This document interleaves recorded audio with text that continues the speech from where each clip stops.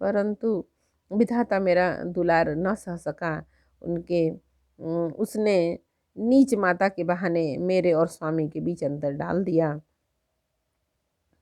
यह भी कहना आज मुझे शोभा नहीं देता, क्योंकि अपनी समझ से कौन साधु और पवित्र हुआ है। जिसको दूसरे साधु और पवित्र माने वही साधु है।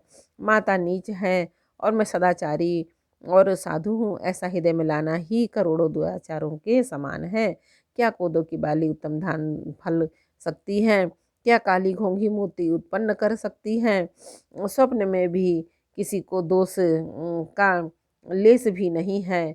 मेरा भाग्य ही अथवा अथाह समुद्र है। मैंने अपने पापों का परिणाम समझे बिना ही माता को कटु वचन कहकर व्यर्थ ही जलाया। मैं अपने हृदय में सब ओर खोज कर हार गया।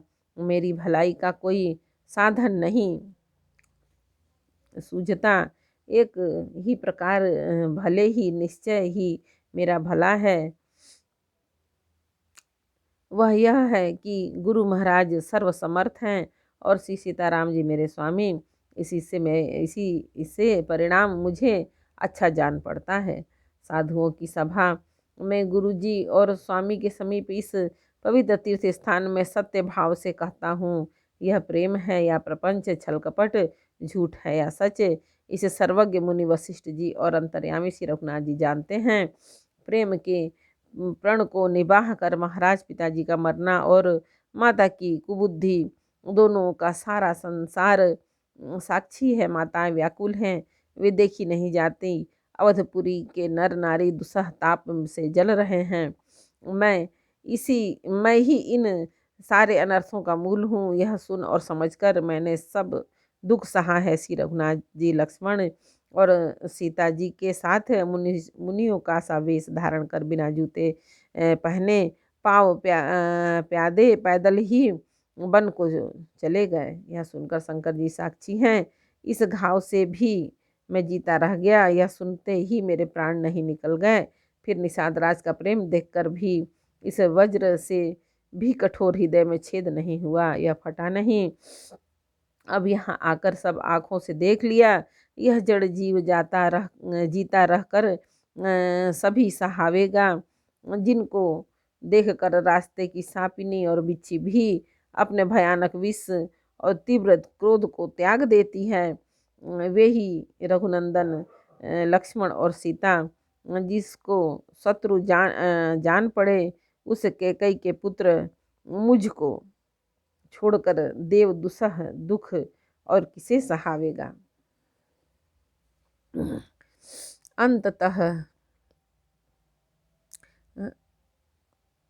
अत्यंत व्याकुल तथा दुख, प्रेम, विनय और नीति से सनी हुई भरत जी की श्रेष्ठ वाणी सुनकर सब लोग शोक में मग्न हो गए।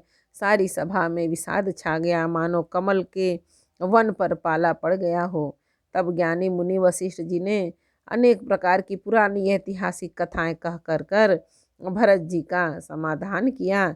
फिर सूर्यकुल कुमुदवन के प्रति कुमुदवन के प्रफुल्लित करने वाले चंद्रमा श्री रघुनंदन उचित वचन बोले, हे तात, तुम अपने हृदय में व्यर्थ ही ग्लानि करते हो।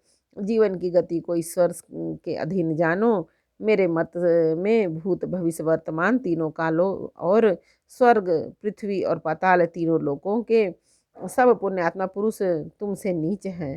हृदय में भी तुम पर कुटिलता का आरोप करने से यह लोक, यहाँ के सुख, यश आदि बिगड़ जाता है और परलोक भी नष्ट हो जाता है। मरने के बाद भी अच्छी गति नहीं मिलती।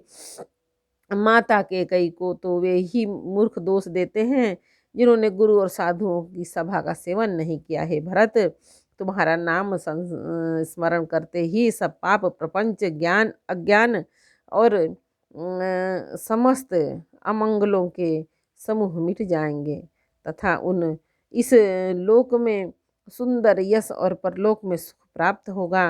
हे भरत, मैं स्वभाव से सत्य कहता हूँ, शिव जी साक्षी हैं। यह पृथ्वी तुम्हारी ही रखी रही है। हे तात, तुम व्यर्थ कुतर्क न करो और बैर और प्रेम छिपाए नहीं छिपते। पक्षी और पशु मुनियों के पास बेधड़क चले जाते हैं, पर हिंसा करने वाले बधिकों को देखते ही भाग जाते हैं। मित्र और शत्रु को पशु पक्षी भी पहचानते हैं। फिर मनुष्य शरीर तो गुण और ज्ञान का भंडार ही है।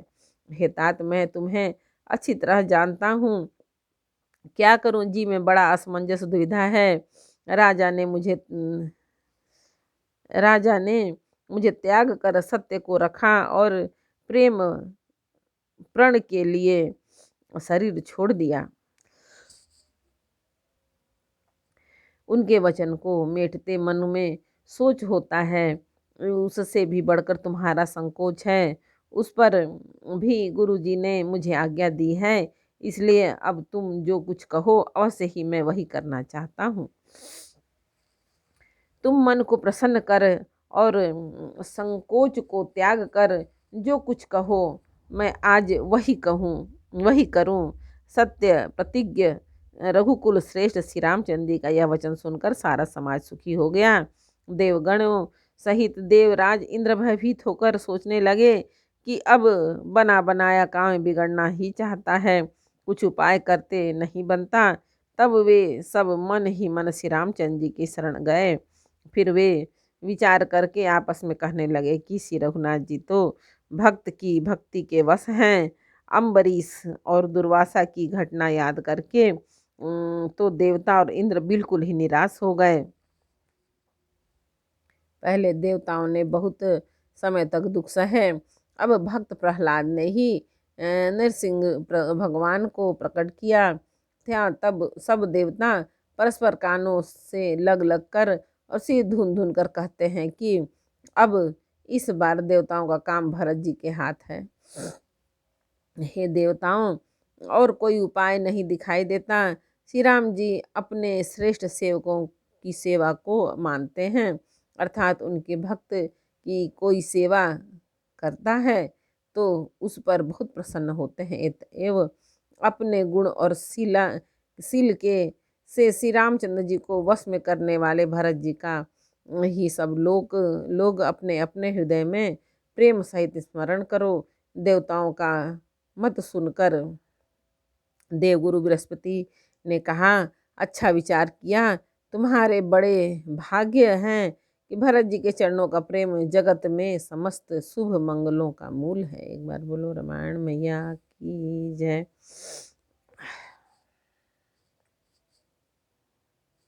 अध्याकांड का 5वां समर्पण। जय श्री राम। जानकी जय।